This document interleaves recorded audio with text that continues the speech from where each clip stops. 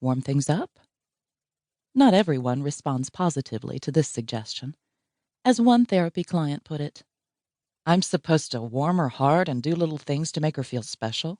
Give me a break. I've spent most of my life being nice, and I'm not going back there."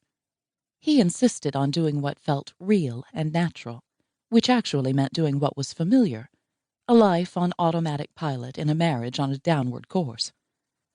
Sometimes we have to deliberately refrain from criticism and negativity, and instead experiment with such virtues as kindness and generosity of spirit. This may feel impossible when you're the wronged party and you have a long list of legitimate complaints. Actually, it's not impossible. It's just extremely difficult. Why should you practice kindness when your partner is behaving badly? The goal is not to put a patina of false brightness over real problems. Rather, kindness, respect, and generosity of spirit prepare the way for authenticity, truth-telling, and productive problem-solving.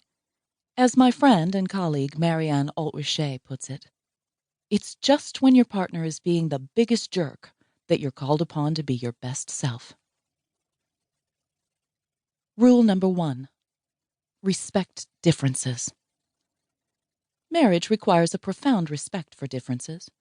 One of my favorite cartoons, drawn by my friend Jennifer Berman, shows a dog and a cat in bed together. The dog is looking morose and reading a book called Dogs Who Love Too Much. The cat is saying, "I'm not distancing, I'm a cat, damn it." I adore this cartoon because marriage goes best when at least one party can lighten up about differences. Of course, we all secretly believe that we have the truth of the universe and that the world would be a better place if everyone were just like us. I have this problem myself. But it is an act of maturity to recognize that differences don't mean that one person is right and the other is wrong.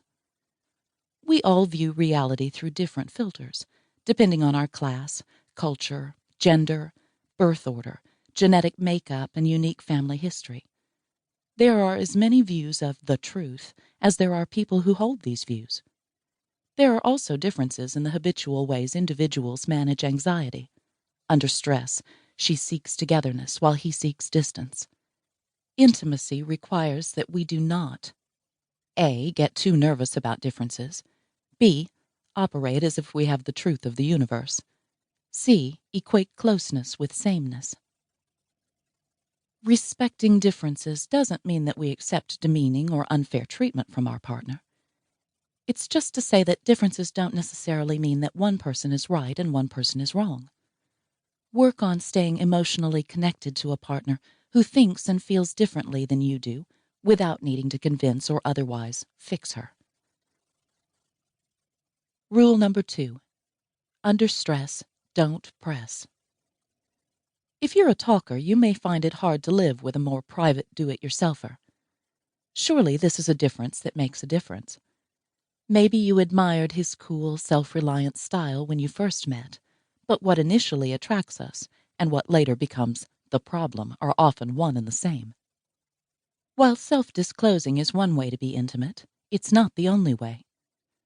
Social psychologist Carol Tavris recalls, "Years ago, my husband had to have some worrisome medical tests, and the night before he was to go to the hospital, we went to dinner with one of his best friends, who was visiting from England.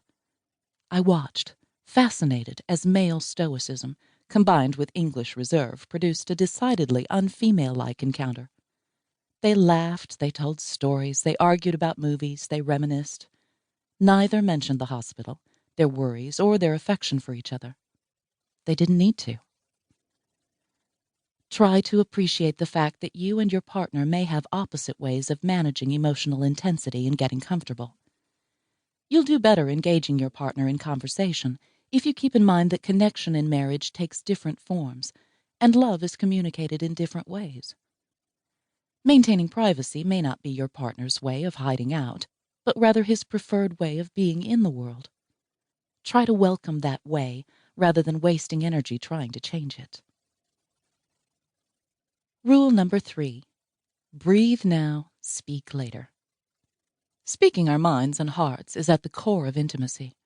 We all long to have a marriage that is so relaxed and intimate that we can share anything and everything without thinking about it.